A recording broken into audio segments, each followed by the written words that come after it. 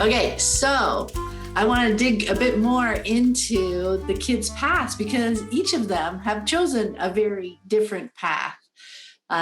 So I would love to hear more about how that unfolded, and the differences and stuff you've seen. And I'm sure through the threads, how they mesh with each personality, with who you are, right? Each of you kids as a person, like the things you chose.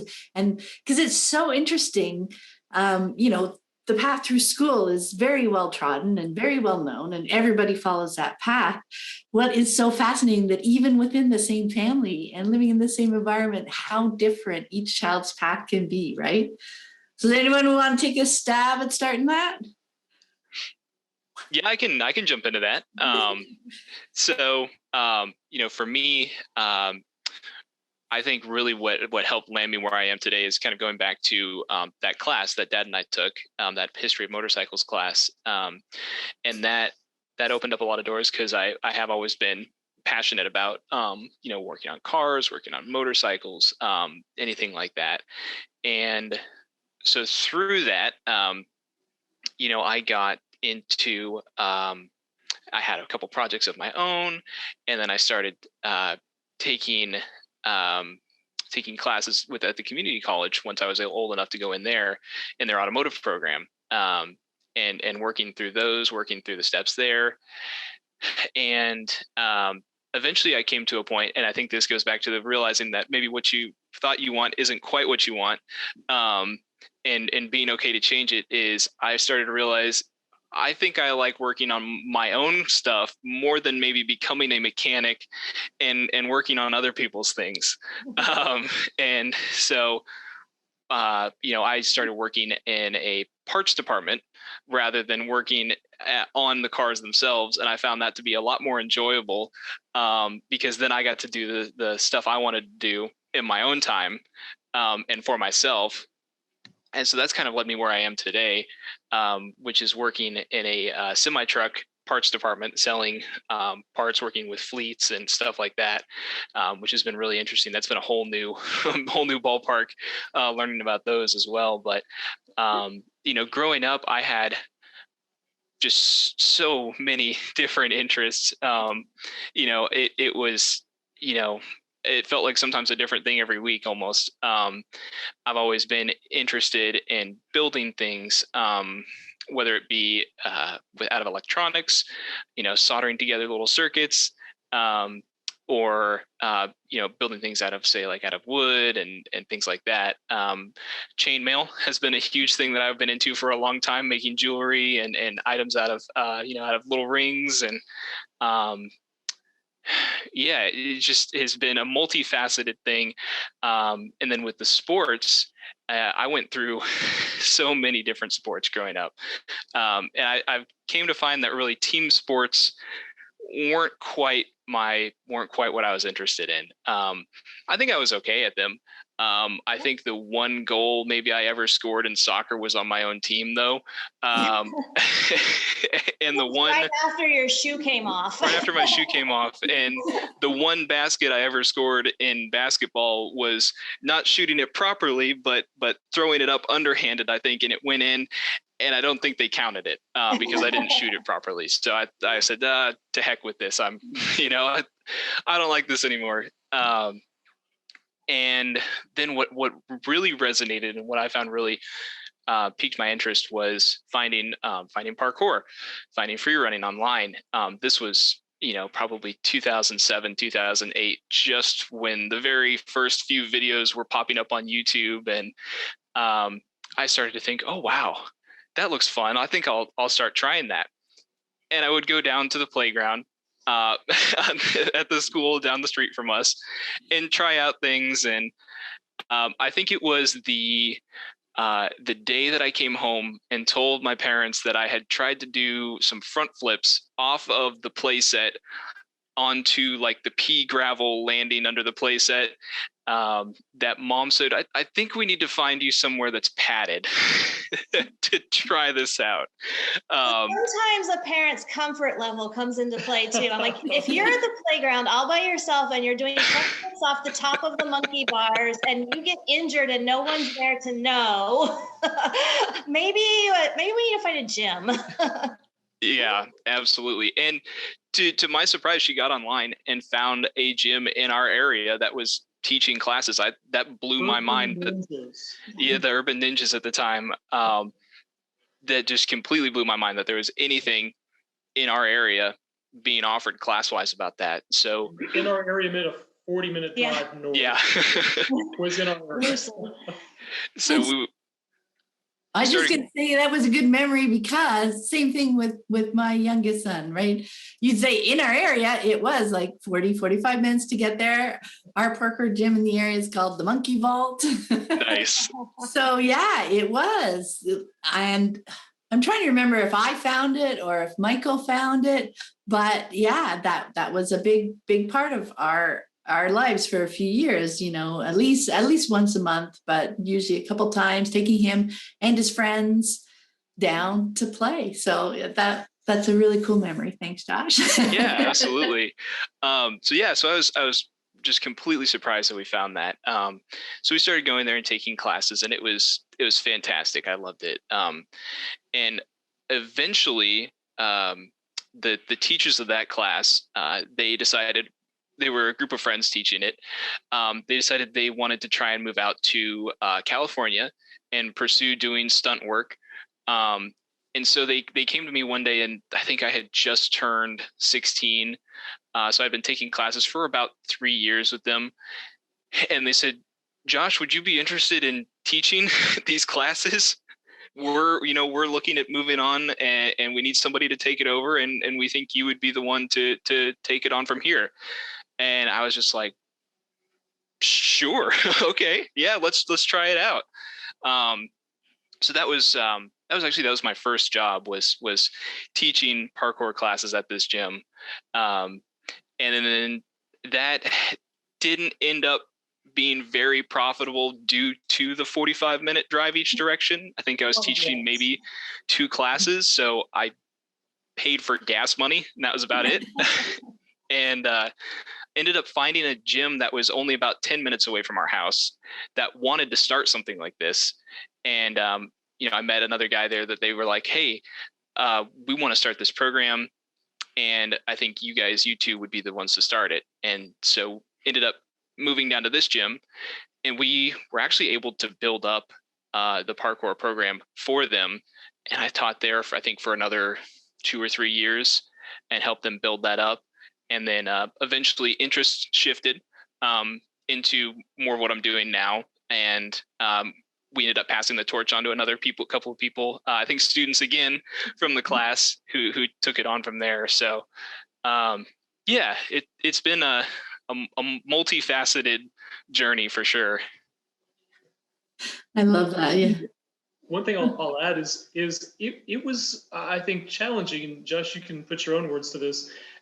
Getting to that point where you're almost kind of shifting over to the adulting side, where Josh had so many interests. I mean, what we've talked about here, but also he was making money as a DJ from time to time, showing up. Yeah. He did a lot of great kind of video work on his own.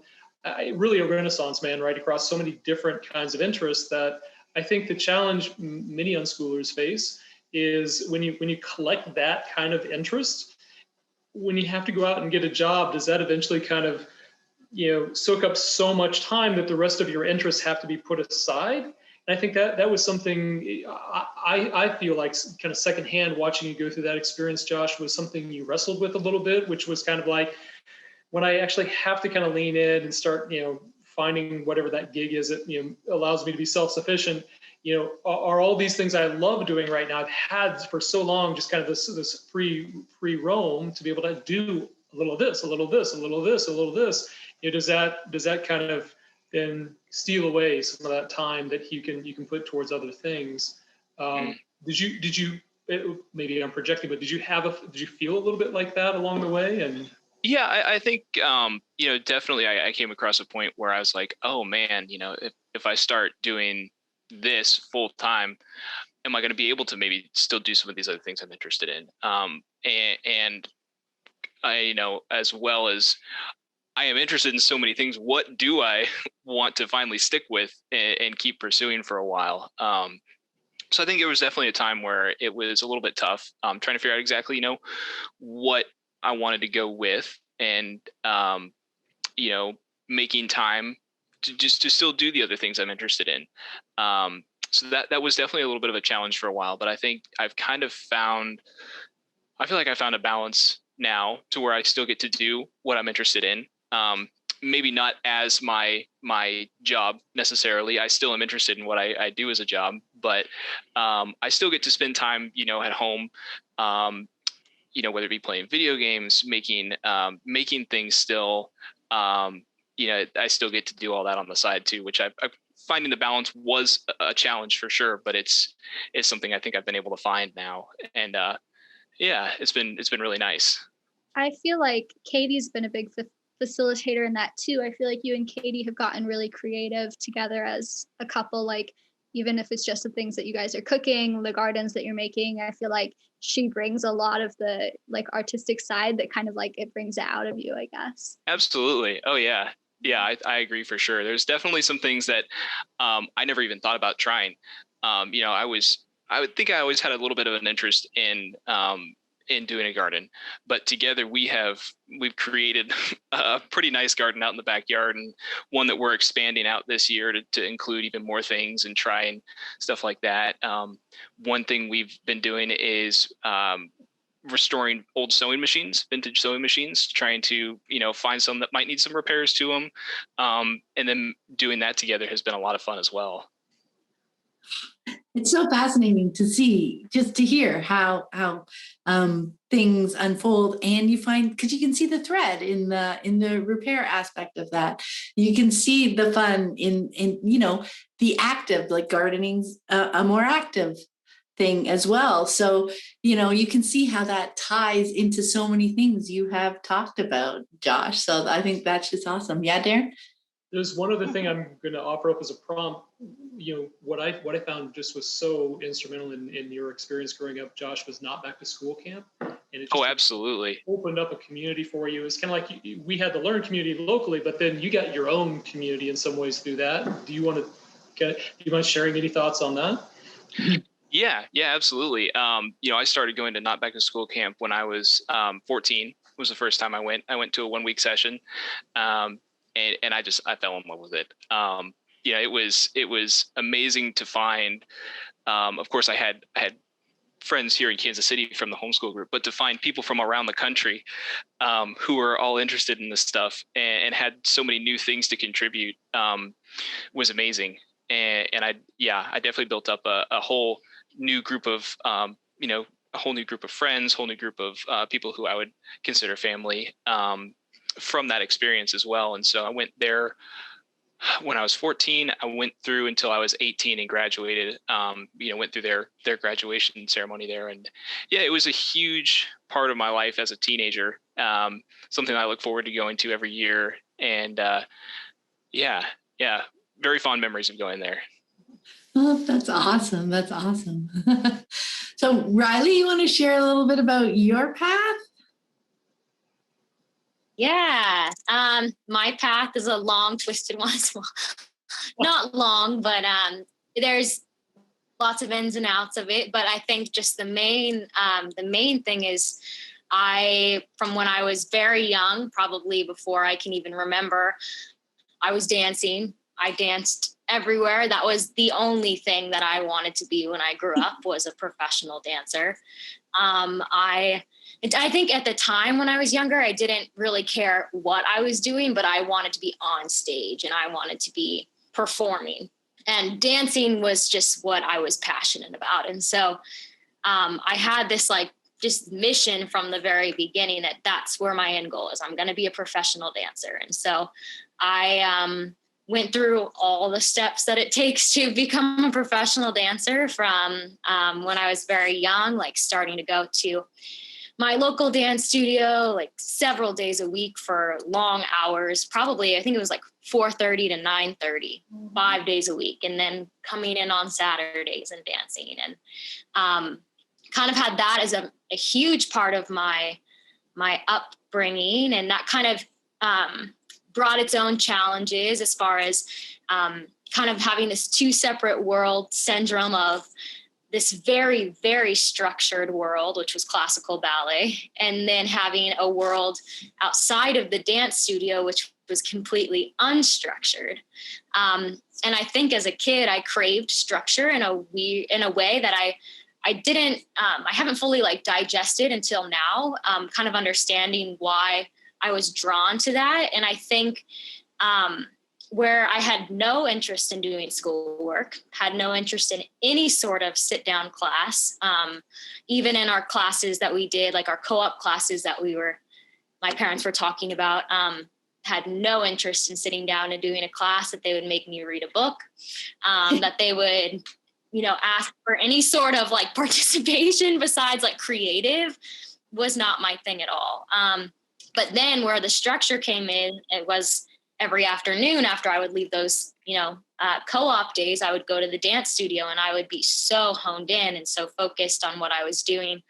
And that was kind of, I'm starting to realize that now that was like a structure thing for me, is like I was craving that sort of structure. And so navigating all of that through my adolescence and my like teen years, I guess, of having two separate friend groups. I had friend groups that were private school, Catholic school, public school kids from my dance studio, and then having a world of free flowers and people that were doing all sorts of different amazing activities outside of that.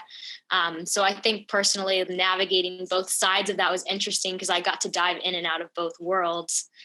But then moving on through that, I was probably 14 and I was getting to an advanced enough level in my dancing that I started taking classes a couple of days a week at the college. UMKC is a school here. They had a dance program.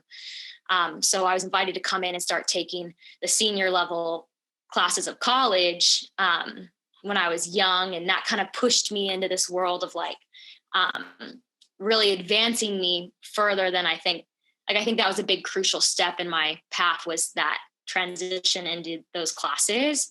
And then I was 17 and I got accepted into a dance program in Charlotte, North Carolina.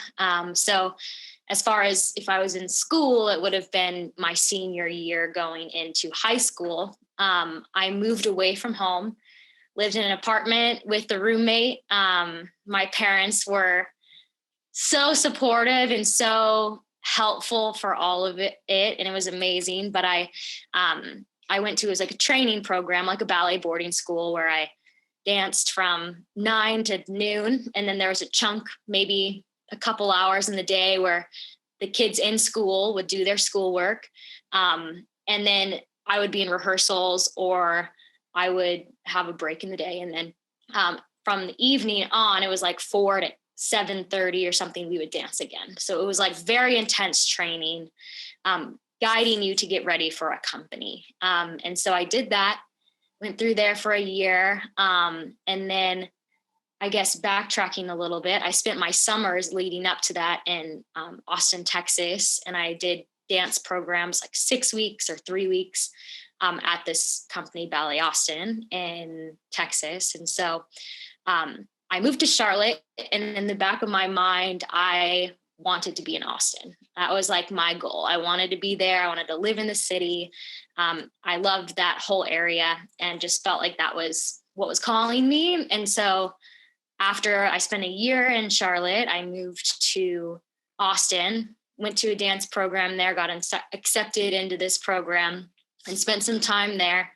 And throughout this time of me transitioning from a student into a professional dancer, there was a lot of unhappiness within myself, of kind of like, this isn't what I thought it was going to be. This is a lot more I don't want to say intense. I knew how intense it was going to be, but I realized that I had a very specific, unique style of dancing. Interestingly enough, with my upbringing, that makes sense. But I was never quite like everybody else. And in a company that has a corps de ballet and there's 30 girls on stage, they all have to look exactly the same. I was always the one that would be like, Riley, move over a little bit, or Riley, lower your arm, or, different things. I was always a little bit off. And I hated that. I did not like that I was always just a little bit off and everything. And I felt like there was something within myself that was wrong, I guess, for being that way. So it was this transition that's happened in Charlotte. It happened in Austin. I thought moving to Austin might fix it, or I might feel different in that company. And I still wasn't really finding what I felt like was my flow within it all. So after I left there, after a year, and I moved to Arizona, and I joined another company, and I did a contract, which is 42 weeks in Arizona. And I think that was a breaking point year for me, where I had gone through 2 years that were vigorous.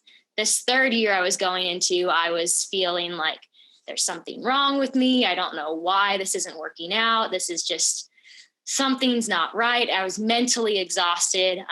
Physically, my body was fatigued. And I was just after that year, I was I'm going to move home. I was thinking, I'm done with dance. I came to this huge, this moment, within me where I was I have this identity crisis of, I put my whole life, this is what I wanted. I was 3 and I decided I wanted to be a dancer. And I had a moment where I was did I waste that time? Did I waste that time and training and everything? And, I didn't waste that time, but I had a moment where I was I'm going to quit dance. I'm done with it.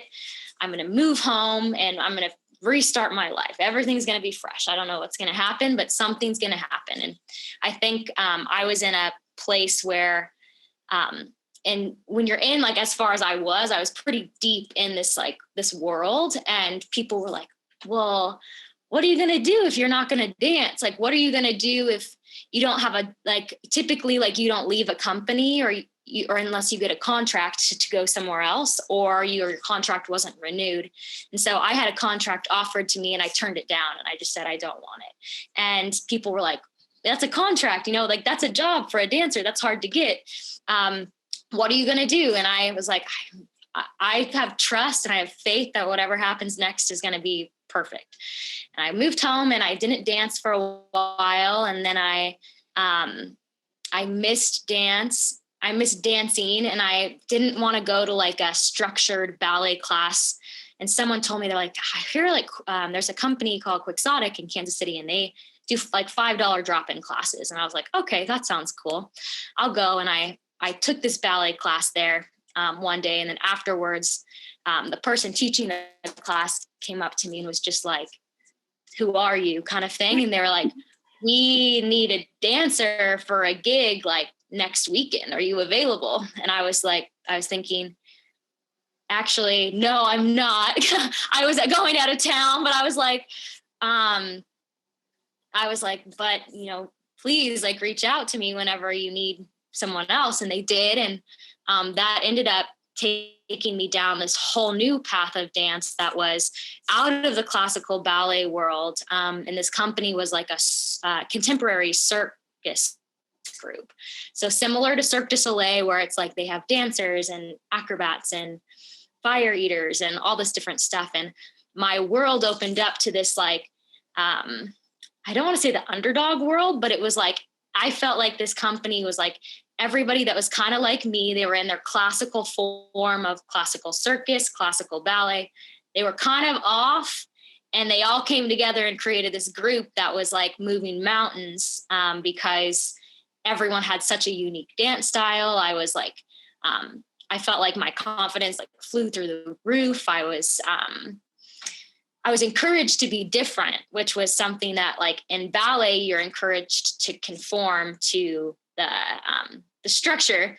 And I was drawn to that for a long time. And then I had this point that I feel was everything from my upbringing and everything was coming back to me being like, this is what you need to be doing. And this feels right. And so I did that for about 3 years. At the end of year 3, I was kind of feeling this moment of curiosities were sparking for other things in my life, and I didn't know what it was going to be. And then right about that time, the pandemic hit, and there was this kind of exit from the performing world that felt natural to me because I was kind of already starting to drift from it. And then this was kind of like, well, you don't have any performances for the next year. So what do you want to do? And I think living in the moment and feeling my intuition just guided me out of it naturally. And so now I'm living in Idaho, and I had a call to be closer to nature, and I live at the base of a ski mountain, and I live 5 minutes from this beautiful lake that's like 120 miles in parameter, and I'm surrounded by good people and beautiful landscapes. And I am kind of in a point of like, I don't want to say rebirthing myself, but rediscovering what makes me happy and what where I thrive, really. So I'm doing that. And then I'm also teaching ballet, which has been something new. I never thought I would want to teach ballet, but the opportunity presented itself, and I'm learning from it and learning to love ballet in a way that I had kind of started to dislike ballet in a way. And now I'm teaching it in a way that feels like I'm teaching in a way that I wish I had been taught. And I'm teaching in a way that feels like holistic, I guess, or natural for children to learn. And so it's been this awesome project that I've been working on this year. But long story short, I guess that's kind of like it's a straight shot, but there's also so many different, zigzags along the way that come and go. Yeah, you're right. Like the straight shot from looking from the outside, but when you look inside and how it was for you, all those zigging and zagging, it's what you were talking about earlier, right, Riley? The checking in with yourself, the intuition, the trying things out. Maybe this thing will fit. Well, this isn't feeling right. Okay, let's try. Even if they look like such minor steps to people from one company to the next, but you brought so much more to each of those, right? Like the motivation behind it, why you were trying it out. You were really paying attention to how it felt for you each time. So thank you so much for sharing that. That was really, really beautiful to hear, because, this unschooling thing, this checking in with ourselves, this self-awareness, again, it's not just for kids, right? These tools that kids are learning, and that we as the parents are learning alongside, because you know what, we didn't learn a lot of that growing up, right? These are such valuable tools to take with us for the rest of our lives, right? Absolutely. I feel like this isn't going to be the first, checkpoint for me to figure out. There's throughout your whole life, as you're always evolving as a human. So as your evolution continues, you're constantly going to be checking in with yourself. So, yeah, it's nice to have that grounded, I guess, moral or grounded ethic within me from the get-go. And the asking questions that you mentioned. Questions, always darn questions. How about you, Ellie? You want to share a little bit about your path? Man, that's a big story to follow. So I guess it's so funny because really each of us truly our whole lives have had such distinct personalities that I think we still have different between all of us. Yeah.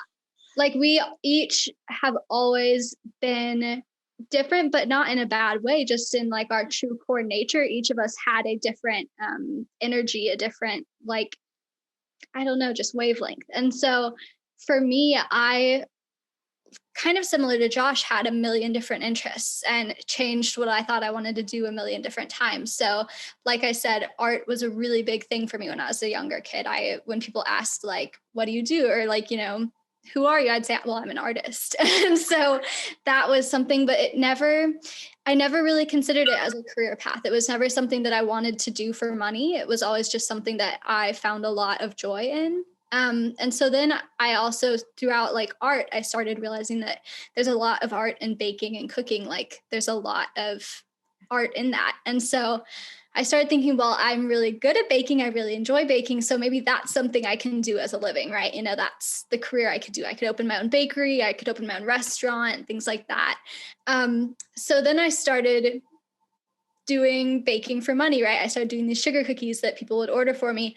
And I started realizing, almost exactly like Josh, that I love baking for myself and hate doing it for money. And so when I had to start baking for other people, and I love baking for other people, like I enjoy baking a lot, but I don't have a sweet tooth. I would rather take something savory any day. So I bake all these things, then I just give it all away because I don't want it. And so I love baking for other people, but not when there's money involved. For some reason, that just like kills the appetite for me. I don't know why. And so I worked in a bakery as a professional baker for a while, my first year in college at KU. And I hated it, and it almost killed the joy of baking for me. So I realized much younger than that I don't think I wanted to do that for my career, right? But I was always a bookworm, like truly. And I think I get that from my mom. Like my mom loves books and I love books. And she kind of had a philosophy that if your kid asks you to buy a book, you can't say no. So I took a little bit advantage of that and quickly filled up my bookshelves. But we also did a lot of library visits with stacks of books coming out. Yeah, I could read an entire series in a week. Like that kind of kid that could read, just whole books in a day. And so but I never felt like, I think because of unschooling in some ways, I never felt like I had a place in schooling, I guess. You know what I mean? I never felt that like I belonged in an academic setting, I guess, because I'd never been in a truly academic setting. And so it just seemed like a very foreign world. So when I was 15, I started at JCCC, the community college. And I decided to just start slow. I took one class and it was an American Sign Language class because I'd already been studying ASL for a while. And so I thought I'll dip my feet in, just figure out this whole college thing. And quickly I started realizing that I not only am good at school, but I really enjoy school, like formalized academia, which is very funny because for the first 15 years of my life, I had no exposure to that, right?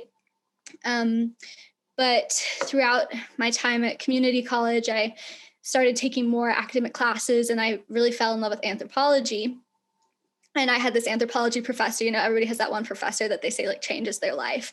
I had this anthropology professor that I just adored. And so I really thought I was going to be an anthropologist until I found out that anthropology takes around 12 years of college, like upper level academia, and then you have about a 1 in 52 chance of getting a career out of it.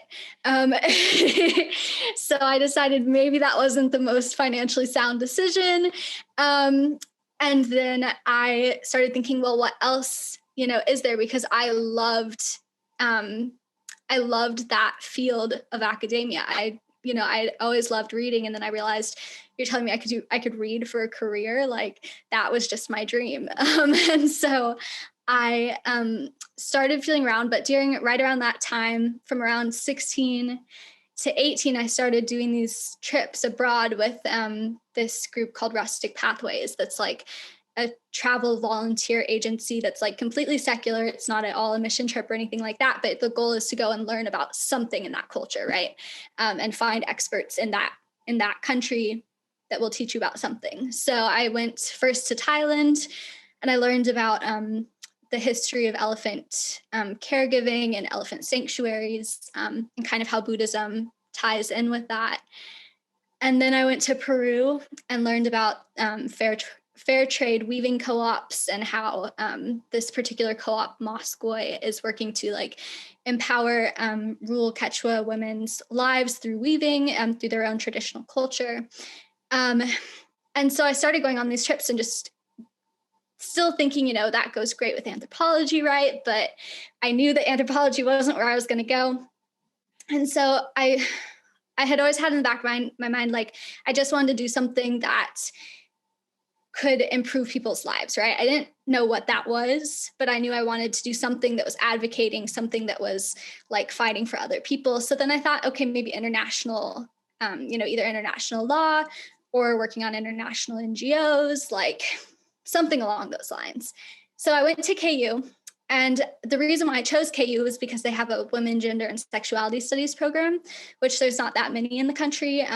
There's maybe like 15 or 20 actual where you can get a full degree. There's a lot of places where you can get a minor in it, but I wanted a full bachelor's degree in it.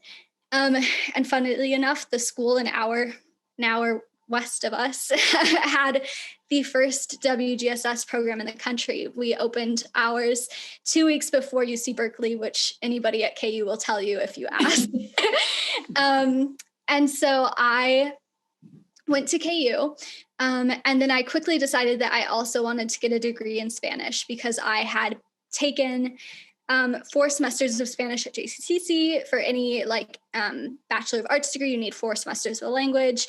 And I'd chosen Spanish, but I felt like I had gotten this far, right? I was able to read okay and speak if you really forced me to. And so I thought, why, stop right now when I could just keep going? So I got a bachelor's degree in Spanish as well, which I've actually completed already. Last semester, I finished my senior thesis in that. But that was probably one of the best decisions I've ever made in my life because now I'm fully fluent in Spanish. I've studied abroad in Argentina. I could hopefully go the rest of my life staying fluent in Spanish and have written 15-page senior theses in Spanish. And that was just something that I knew, again, I wanted to be advocating for people. So it didn't make sense to me why I wouldn't follow through on being able to communicate with the people I wanted to advocate for. So throughout that, I somehow decided that law was the right path for me. But I didn't want to go into corporate law. I didn't want to go into, big law, but I knew that I could get into civil rights law or, civil activism through law.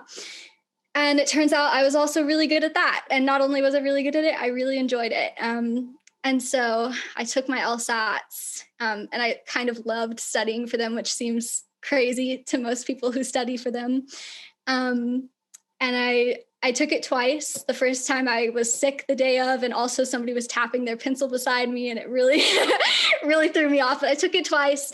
I got the exact score I wanted to get. I applied to law school, spent the entire past summer, which actually I kind of had a bit of a breakdown during quarantine because right as quarantine hit was right before I was supposed to take my next LSAT. And we didn't know if they hadn't figured out how they were going to reschedule them or anything. So I thought, what if I can't retake this? I need to get the score that I wanted to get. And also, will law schools even be open next year, And so I called my law professor kind of mentor that I had found at KU, sobbing and telling her that I felt like the whole world was falling apart and that I just was rethinking everything and didn't know if I even should go into law anymore because what was the point if I couldn't get in? And, the pandemic had thrown everything off. She was like, just take a breath. Everything will be fine. And so I took a breath. Over the summer, I wrote my personal statement. I wrote my diversity statement. I filled out my applications. And within 2 weeks after I sent all the applications in at the same time. And 2 weeks later, I'd already had a full ride offer. And so from there, it kind of just felt like, okay, maybe everything worked out how it was supposed to. That was just kind of the first initial confirmation that I was where I was supposed to be at that moment. And I waited, it takes some schools a while. So just this past January, so a few months ago, I accepted a full ride offer to KU Law. So yeah, that's where I am right now. Wow. I love that story too. And you know what stood out for me there, Ellie, was really cool. Well, when you talked about being excited to study for the LSATs and you found that you really enjoyed it where you were, like, I feel like a chunk of that could be not only are you choosing to be there, but you hadn't spent 12 years before that kind of being herded through this system where you weren't getting to choose the cool courses that looked interesting to you. I can sense, for some people, me included, that, by the time I ended up doing an engineering degree and I didn't get to choose courses till like my 5th year of university, where I actually got to choose something outside of the path. So it's so fascinating to hear. I'm not surprised that you were super excited about all these things, because you were coming, not only were you choosing it, but you were coming from a place where you hadn't been beaten down about all the other things, that you could bring your energy and yourself and your excitement to it all. Does that make sense?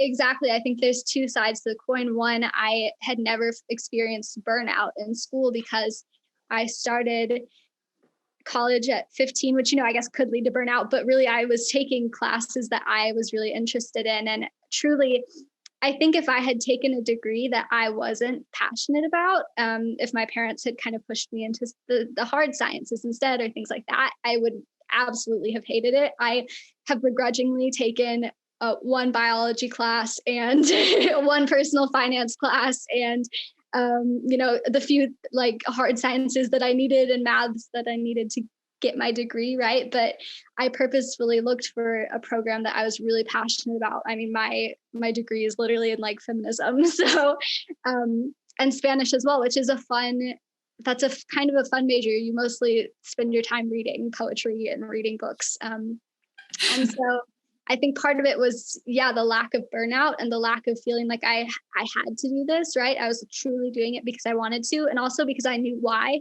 I knew why I wanted to, which was I want a career where I'm making impactful changes in people's lives and, fighting the good fight or whatever. So I had a reason and a driving force behind it. And also I enjoyed what I was studying. I liked the LSATs too, because it was once again reading. And they take like one section is you read like basically a snippet of a academic article, but they'll choose from random fields. So nobody really has like a leg up over anybody else. So some of them will be from hard sciences, some of them will be from social sciences, different things. And so I got to read all these random articles that I would have never read otherwise about like time-space continuums and like a million different things, which I thought was really fun. So I love that. Yeah, you bring yourself to it, right? And back to open and curious, because sometimes when we have a bigger picture path, there are some things along the way that we have to do, but we know that we're choosing it for a particular reason. So, working through that biology course or whatever, to get the credit that you need to get to where you want to go. It's still, even though it's a bit of a have to, we still feel the choice underneath that. I'm choosing to do this so that I can get here. Right? Yeah. And I will say, I feel like unschooling has helped me, in a philosophical way to get through college and get into law school, but also in a material way. In my personal statement, which everybody has to write for a law school application, you write basically 2 pages that has nothing to do with academics. It tells the committee something about you. There's not really a requirement on what it has to be. So I wrote about basically my journey in education and my experience as somebody who had been unschooled and why that has made me the student that I am today. And I received back from, I'd say 5 different law schools. I applied to 7. 5 different law schools specifically mentioned that personal statement in their response to me. And KU Law's dean actually called me and said, your personal statement made me consider pulling my kids out of school. So I have goosebumps. That's beautiful. That's beautiful, Ellie. All right, so I wanted to take a little bit of a shift now. And I just thought maybe you guys could share a story or two about challenges that you have worked through along the way. Like we've talked a lot about not seeing limitations and moving through that and being creative and how we pursue things. But it's a really different process when everyone's kind of working together. You find there's really not a lot of like teen rebellion or stuff like that when your parents are trying to help you do the things that you're wanting to do, right?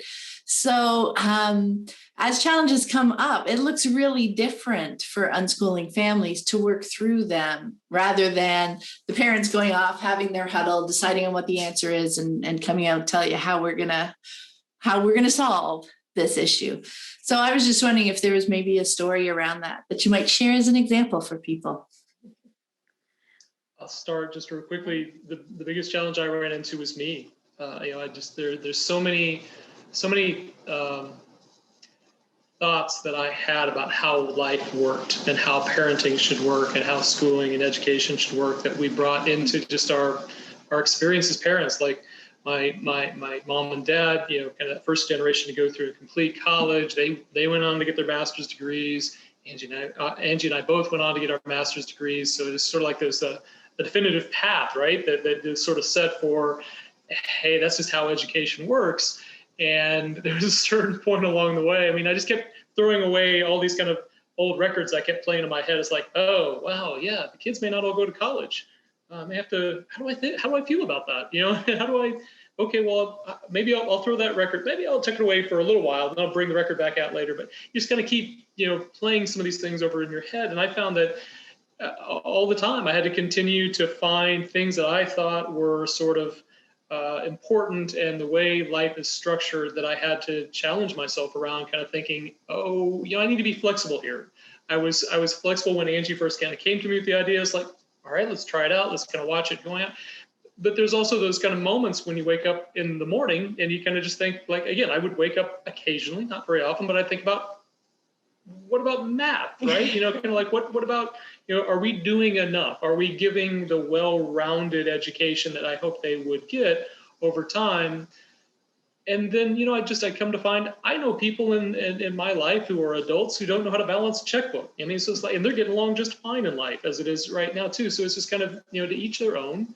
But for me, I think oftentimes it was sort of like just getting out of my own head, right? Or kind of restructuring how I thought about the world so that I wouldn't be an impediment. But there's no clear path as to where do you hold the line, right? Because I felt like there is a line, and I think Angie and the kids would say that we did find lines along the way, but it's kind of a question of almost intuitively figuring out what works. And sometimes, maybe I held the line too long, and then the family would pull me back. And I think we would all do that for each other in some ways. And also, I mean, we've talked about all these great things about unschooling, and life was wonderful. And it was, I wouldn't trade the way we live for anything. But we have 5 very distinct personalities in our house. And we have 3 kids that bickered as siblings. And I grew up an only child. And I was like, why can they not just get along? I don't understand it. Why are they fighting? Why are they always grouching at each other? Why can't somebody touch somebody else's stuff? I don't get it. And again, my friend, Chris, who was one of the founders of Learn, would be like, I promise you this too will pass. She had great lines. Chris had wonderful tips to share along the way. And her kids, her youngest is Josh's age. And so they were just enough older that I was like, okay, all right. And it did. She's right. This too did pass. These guys are great friends now. They survived their bickering as siblings, and they are each other's really good friends now. And they have each other's advocates. They have each other's backs, and they would be there in an instant if somebody needed them. One of the others needed them.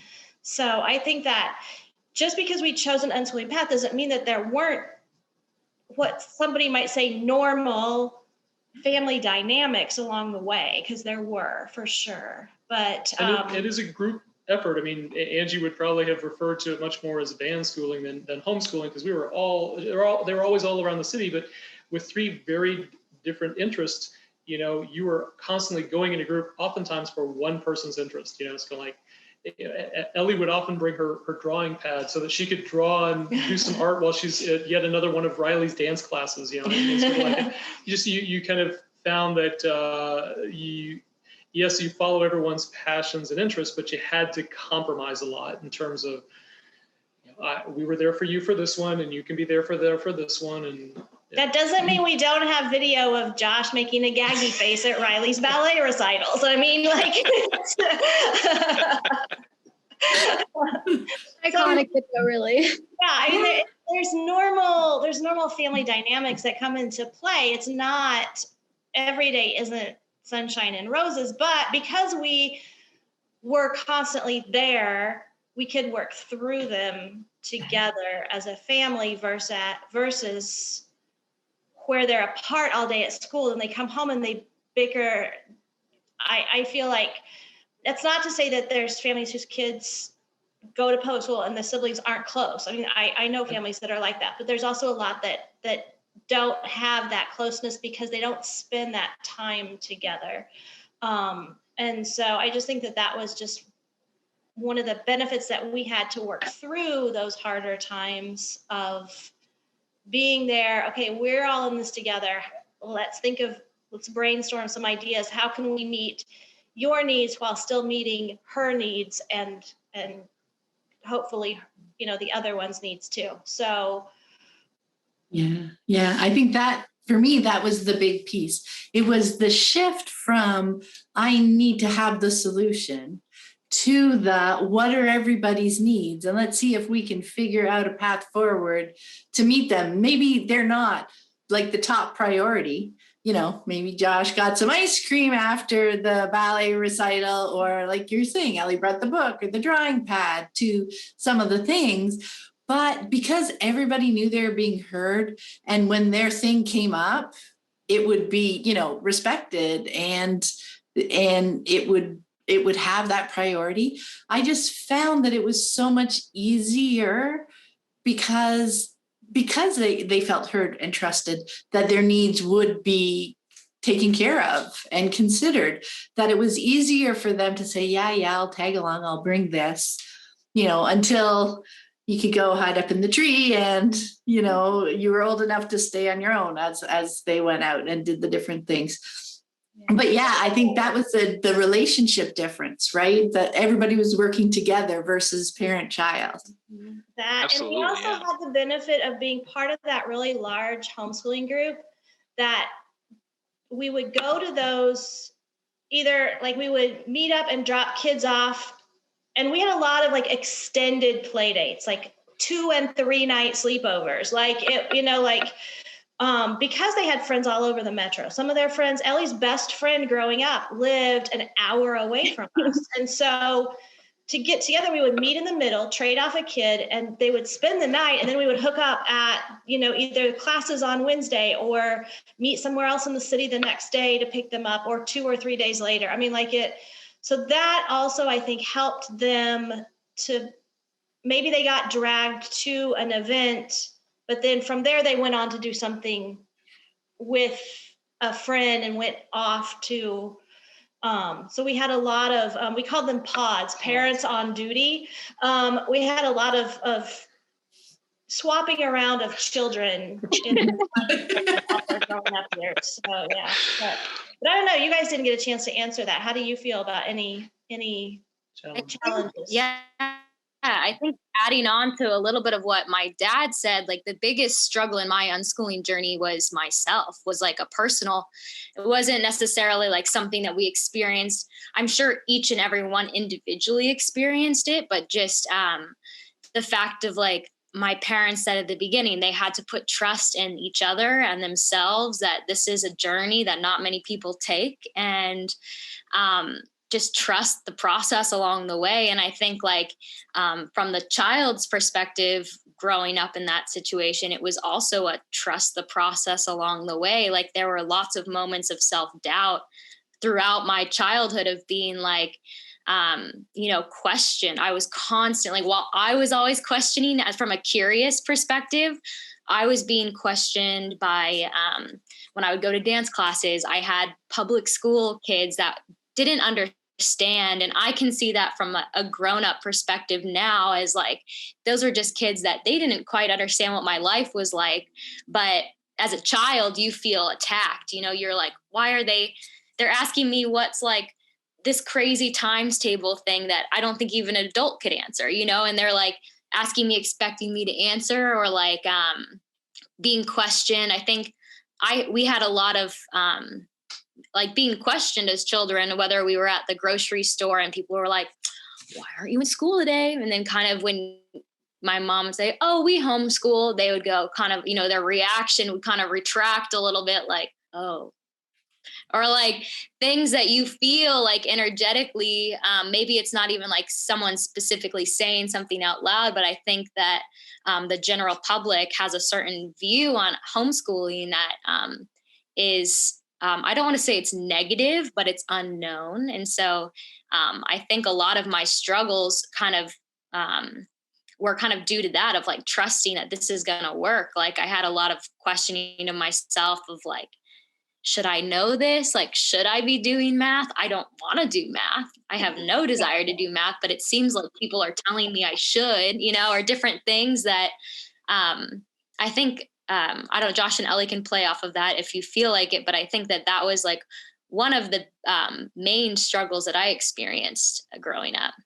Yeah, Well, no, I would agree with that. Yeah. I would say that was definitely one of the most like daily struggles, like the most consistent, never letting up, relentless, people just questioning you and making you feel so stupid. I genuinely remember being, 8, 9, 10 years old and just feeling so dumb because people would just question us. They'd ask, like, they'd quiz us, they'd be like, oh, who was the 27th president, or who, what is, I don't even know who the 27th 10,000 times, whatever, they just like, they'd quiz you. And I'm like, I didn't study for this pop quiz, and it would just make, I don't know about other people, but it would make me feel so dumb for being, every answer would be like, I don't know. And then I just wish that they would stop. Like, and I wondered, like, would other kids actually know the answers to these things? Or like, did they just come up with some random question in their head? And that was, I mean, if it was at grocery stores, like Riley was, it was kids from her dance, but I went to summer camp as a kid and it would be like my fellow campers, things like that. Just people, I think, really trying and looking for you to not feel like empowered in that situation. I can't think of a reason why they would ask that if not to prove their point. So I think it's also just a genuine curiosity, like a curiosity that comes across in a way that feels harsh to a kid or to anybody really. But I think that it is just a place of not knowing or feeling like they might be uneducated on the circumstance or like the situation that this family is in. And so from there, not knowing, they are, projecting their fears and their concerns about what might be going on in this family onto the children, and probably parents too. I'm sure our parents got that too, but yeah. I love that, because when my kids were like in those preteen, early teen years, when they're out and about more, or they're starting to, right? And so you are meeting up with people who are living a more, a different, very different lifestyle than we are. That was a big conversation. Like when I'd go pick up my daughter from Girl Guides, or, my son from karate, or whatever it was, the drive home was often full of those conversations, processing, oh yeah, they were asking me this and they're doing this, and, validating those feelings of, yeah, that's not fun for somebody to be quizzing you. And when we'd be talking about, yeah, well, why are they doing that? What are they feeling about that? What might I do next time? There's actually one year with Girl Guides that it got bad enough after like the first month, I wrote a little letter of what, this is what, I even just called it homeschooling, right? We don't even use the word unschooling. It's just, we're homeschooling. Yes, it's legal. Like the questions that we get, and just a little one page, and gave it to the leader and said, well, I brought the copies. I said, hey, can you hand this out to the parents? Just to let them know, because they seem really curious about what we're doing. Maybe I can answer the questions so that, because you could tell the parents, the kids were leaving, we're going home and saying, hey, she doesn't go to school. And, hey, do I have to go to school? And then you could hear the parents saying, yes, you need this, you need to get into college. You could hear the answers that the parents were feeling they had to give. And then they would run to the next girl guide meeting and bring those to, oh, well, you're never going to get to college. You're never going to have a good job, because like what 12-year-old is actually going to be saying those things on their own, where that whole message came from. So yeah, I think that is something that a lot of homeschooled and unschooled kids experience as they're getting out into the world a little bit more, is because it's so different. Yeah, they're super curious, but that curiosity, like you're saying, Riley, really feels very confrontational, right? Because they don't really have any other tools or any other way to ask.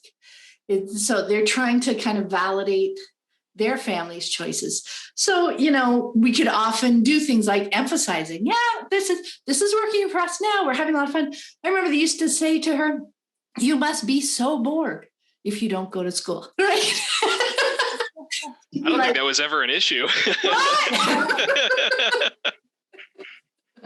Yeah, it's all very fascinating. All right. One last thing. Looking back now, I would be curious to hear what has surprised you most about having embraced unschooling for your family. I'll offer up something again just to kick us off. There's this one moment I kind of firmly hold in my mind. We were at a community center downtown, and it was kind of the annual dance that would happen in the spring. It was just joyful because I looked out on the dance floor, and teens. This is something that's kind of like preteens just coming in, maybe before the teens as well, and they're there with their parents. They're on the dance floor in the equivalent of what some might look at as kind of like a spring formal or a prom-like event, and they're dancing with their parents.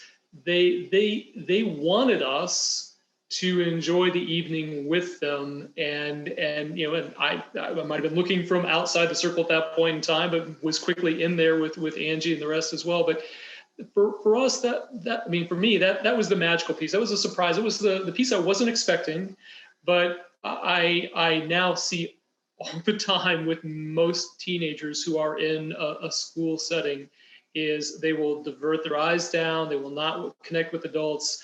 Adults are not to be trusted because they put them into a system under which they've really their control has been taken from them. I'm reading deep. We can go long on that another time. But for this one, it was so fascinating to see through this process, there is a family bond that was created and a trusting situation that not only began with Angie and I, but extended into the family as a whole, to where there was a desire to share these experiences collectively. And I'll go one step further to say, with that secular homeschooling group that we were a part of, there's this, you would think about it as kind of like a soft life skill that you just don't get in school, which is a level of nurturing, right? So you've got that family bond that goes a step further, because your family all of a sudden becomes this wider community. And you see everything from breastfeeding happening, in a setting where it's just natural for everyone to kind of see that happening. Toddlers coming up again. Angie had mentioned kind of like across, different age groups. It's almost like brothers and sisters of all ages in this kind of larger community. Someone gets sick, all of a sudden there is a dinner, list circulating around, and you got 10 homeschooling families taking care of your dinners for the next 2 weeks. I mean, there's a level of nurturing and caring for each other that just really doesn't come out of the traditional school education, that really, I think, sticks with you your entire life. You see a level of kind of, maternal nurturing, parent nurturing, dad's kind of leaning in. How do you kind of actively be a part of kind of this growing experience? Kids can speak for themselves, but I feel like for me, that was a bonus. It was a surprise. It was a bonus. Didn't expect that, but it creates, I think, this level of empowerment for the kids as individuals, but kind of this, for me, kind of this warm, fuzzy spot of knowing that not only did we do something that sent them on their own kind of paths to become who they are today, but nurtured and modeled for them what it means to be, have a family bond and to be a part of a nurturing community, if that makes sense. Yeah, love that one. Angie, do you have anyone to add? What surprised you? I guess we started this as an education, a replacement for traditional education. And then I guess for me, looking back, unschooling didn't end when Ellie graduated. Like, I feel like we still are unschooling. Like, we question things. We look at things through a different lens. I just feel like it's become just our life, and it's no longer an educational choice. It's a lifestyle choice that happens to encompass how your children learn. Like, does that make sense? Like, yeah. So, Beautifully. Yeah. I love that. Ellie, how about you? What surprised you most so far? I was born into unschooling, like Angie said that she was pregnant with me when they decided, right? So I've never known a life that wasn't unschooling. I think, therefore, I didn't really have any preconceived notions on what it might be, but I think I'm more surprised now, having been in college for a while, having a lot of friends that all came through high school and came through the traditional education system. I'm more just surprised that exists. Like, it just sometimes amazes me when they say things and they'll like kind of trauma bond in a way, like, oh, you guys remember when we'd have those pizza parties and we get like a slice of pizza that's, this tiny. I'd be like, did you? They'll say things that kind of just genuinely amaze me, that like everybody experienced that same thing. You know what I mean? So I don't think I have any, nothing surprised me about unschooling because I never had any conceived notions about it, but things have surprised me learning that other people, didn't have that same experience, I guess. That makes a lot of sense. How about you, Riley? I think so much to take away from it all, but I think just as an adult now going through the experience is just how I see the world, and I think how I see community and how I see family, and feel connected to so many different things and so many different levels of awareness in every aspect of my life. But I think that was really nourished when I was a kid going through that, and now it's carried on and is still being nourished through family and community. And like my parents said, the unschooling doesn't stop when you turn 18 and you graduate. Unschooling is your whole life of deconstructing what people tell you to believe. Beautiful. Yeah, I love that piece. I love the piece. It really does become a lifestyle, right? And Josh, how about you? Yeah, absolutely. No, I completely agree with what everyone said so far. And I think for me, kind of along the lines of what Dad said about kids being able to, have this relationship with their parents and with other adults in the homeschooling group. It was almost the reverse for me now that I'm older, to see how the parents treated kids in the group like people.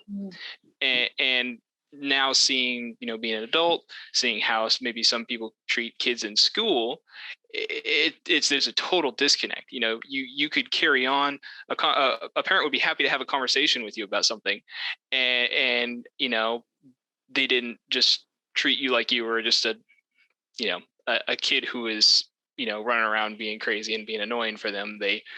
They were all genuinely interested in what you were doing and would treat you like a person, which was, fantastic. Yeah, and it is a surprise when you get out, maybe you're dealing when you were teaching at the parkour gyms and stuff, and dealing with parents and noticing how much they weren't involving their kids, parents again, figuring things out and then telling the kids what they were going to do. So yeah, sometimes it's kind of a reverse surprise later when it's something that you've known always growing up, right? Absolutely. Well, thank you so much, guys. That was incredible. Truly. It was so fun to hear from all of you, all the different perspectives. And I love what you guys shared. Thanks so much for taking the time, not only to talk to me, but, you know, to think about this stuff and actually share your experiences. I know people are going to really appreciate having heard these. Thank you so much. I hope you enjoyed it a little bit. Absolutely. It was a great time. Fun listening Give us to the it. platform to share. That's awesome. Thank you so much, guys. I wish you all a wonderful day. You too. Thank you, Pam. Thanks. Bye. Bye.